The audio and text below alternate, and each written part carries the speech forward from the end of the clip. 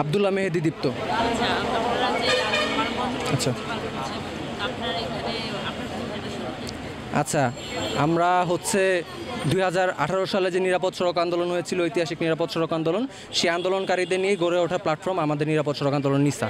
বর্তমানে আমি নিরাপদ সড়ক আন্দোলন নিসার কেন্দ্রীয় কমিটির ভারপ্রাপ্ত আহ্বায়ক এবং আপনাদের যে দাবি সমূহ সেগুলো ব্যাপারে যদি আচ্ছা, আমাদের 2018 সালে যে ঐতিহাসিক নিরাপদ সড়ক আন্দোলন ছিল, সে সময় আমাদের ছাত্র শিক্ষার্থী সমাজের 9টি দফা দাবি ছিল, যে দাবির মাধ্যমে আমরা মূলত আমাদের দেশের যে বিশৃঙ্খল এবং অনিরাপদ সড়ক ব্যবস্থা সেটির সংস্কার চেয়েছিলাম।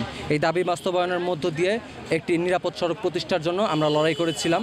6 বছর হয়ে গেলেও এখন পর্যন্ত আমাদের দেশে নিরাপদ সড়ক বা আমাদের যেই প্রাণের 9 দফা ছিল সেটি বাস্তবায়ন হয়নি। এবং একই সাথে আমাদের যেই নিরাপদ সড়ক আন্দোলন ছিল, এই ধরনের সড়ক নিয়ে আন্দোলন পৃথিবীর ইতিহাসে আর কোথাও এত বৃহৎ আন্দোলন হয়নি।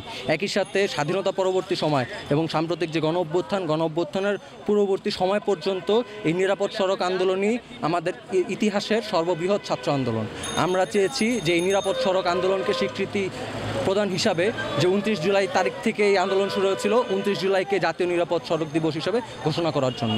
মূলত এই দুটি দাবি নিয়ে আজকে আমরা আমাদের এই মানববন্ধন কর্মসূচি পরিচালনা করেছি।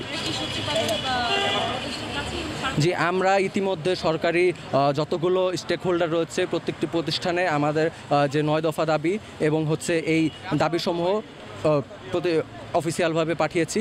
ইতিমধ্যে আমাদের সাথে বিআরটিএ সহ সড়কের যত ধরনের অংশীদার রয়েছে, বিআরটিএ, ডিটিসিএ, বাস মালিক পরিবহন সমিতি, ঢাকা সিটি কর্পোরেশন, সবার সাথে ইতিমধ্যে এই দাবিগুলো নিয়ে দীর্ঘমেয়াদী আলোচনা হয়েছে এবং সরকারের পক্ষ থেকে আমাদের আশ্বাস দেওয়া হচ্ছে দ্রুত সময় তারা এই দাবি বাস্তবায়ন করবে।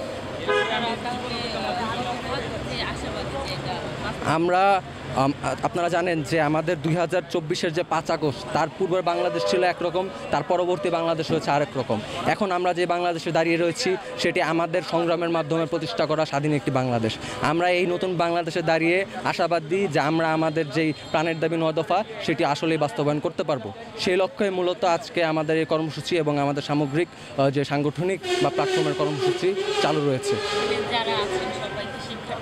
এখানে যারা আছে সবাই সেই 2018 সালের শিক্ষার্থী ছিল এবং বর্তমান সময় 6 বছর পরেই বেশিরভাগ এখনও শিক্ষার্থী, কারণ তারা তখন কলেজ বা ভার্সিটির প্রথম দিকে শিক্ষার্থী ছিল এবং একটা অংশ হয়তো সম্প্রতি যে ভার্সিটি বা মাস্টার্স প্রোগ্রাম শেষ করেছে।